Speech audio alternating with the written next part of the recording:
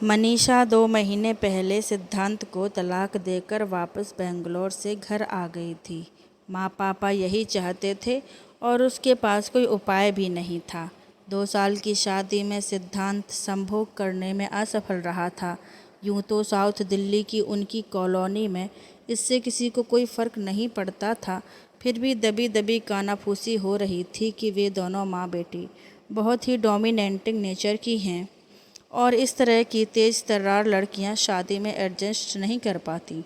वे तीनों, mummy papa और मनीषा, इस बारे में चुप थे। किसी को बताएं तो क्या बताएं। चर्चा का विषय बनने से अच्छा है आगे का रास्ता ढूंढा जाए, पुनर्विवाह के लिए लड़का ढूंढा जाए और इस विषय में अधिक महत्वाकांक्षी ना हुआ जाए। माँ शादी.com पर तलाकशुदा लड़के देख रही थी। मनीषा 32 की थी। 40 तक का तलाकशुदा लड़का जो पढ़ा लिखा हो, ढंग का कमा लेता हो, काफ़ी था। मनीषा की बच्चे पैदा करने की आयु तेज़ी से निकल जाने का भय था और मम्मी को भय था कि कहीं वे बिना अगली पीढ़ी के न रह जाएं। मनीषा भी अचानक अपनी उम्र से बड़ी दिखने लगी थी। घर से ऑफिस और ऑफिस से घर तक की दुनिया में वह सिमट कर रह गई थी। जिम जाने का मन नहीं करता था। दोस्त भी सिर्फ इंस्टाग्राम और फेसबुक पर ही मिलते थे।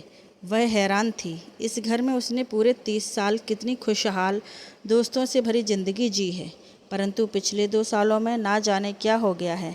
कोई शादी करके चला गया है, कोई नौकरी के लिए। जिंदगी का यह बदलता रूप उसके युवा मस्तिष्क को अक्सर उदास कर जाता और वह सोचती, उसी के साथ ऐसा क्यों हुआ है? सिद्धांत ने उसे धोखा क्यों दिया? उस दिन वह इंस्टाग्राम पर स्क्रॉल कर रही थी तो अचानक उसे अपनी सहेली सिया की अपने मंगेतर के साथ फ़ोटो शूट की बहुत सी तस्वीरें दिखीं और उसके चेहरे पर मुस्कुराहट आ गई। सिया की शादी जिम कॉर्बेट पार्क में 1 सप्ताह बाद थी।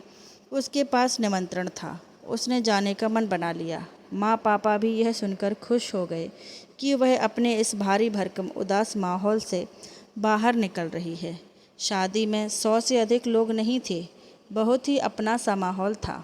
मनीषा ने देखा, सिया का भाई नकुल बार बार उससे बात करने की कोशिश कर रहा है। वह जहाँ जाती है उसकी आंखें उसका पीछा करती हैं। ऐसे एकटक देखता है जैसे और किसी चीज़ का अस्तित्व ही ना हो। कल क्रिकेट खेल रहा था, अचानक मनीषा आ गई तो उसकी नज़र वहाँ से हटी नहीं। वह बैटिंग करते हुए गेंद को देख ही नहीं रहा था। आउट हो गया तो सब लोग मुस्काने लगे। मनीषा का पोर पोर खिल उठा। बचपन में हर शाम अड़ोस पड़ोस के सारे बच्चे सिया के घर बड़े से लॉन में खेलने के लिए इकट्ठे होते थे। वहाँ नकुल भी होता। वह सब बच्चों से वहाँ बड़ा था, इसीलिए सबका लीडर था। उन्होंने एक ड्रामा क्लब खोल रखा था जिसका प्रेसिडेंट नकुल था। हर नाटक में वह हीरो होता और हीरोइन मनीषा को बनाता। वे बचपन के बड़े सुहाने दिन थे। नकुल 8वीं में आया तो उसके पिता ने उसे दूर स्कूल पढ़ने के लिए हॉस्टल भेज दिया। फिर वह सिर्फ छुट्टियों में आता। मनीषा भी बड़ी हो गई और सिया के घर शाम को खेलने का सिलसिला बंद हो गया। सबके रास्ते बदलते रहे और जिंदगियां भी। इतने साल बाद फिर से नकुल को देखकर उसे फिर से वह सब याद आ गया।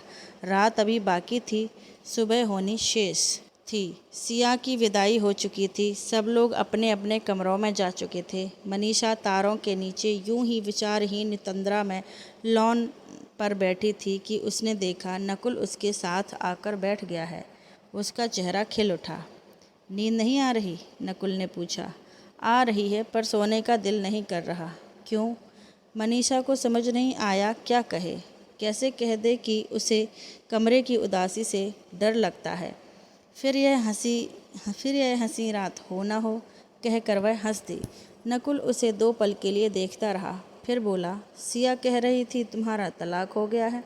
सुनकर एक पल के लिए उसे लगा वह नकुल की छाती में सिर गड़ा कर जोर जोर से रोए, कहे उससे कि कितना बड़ा धोखा हुआ है उसके साथ। सिद्धांत नपुंसक था, फिर भी उसने उसके साथ शादी करके उसकी ज़िंदगी बर्बाद कर दी।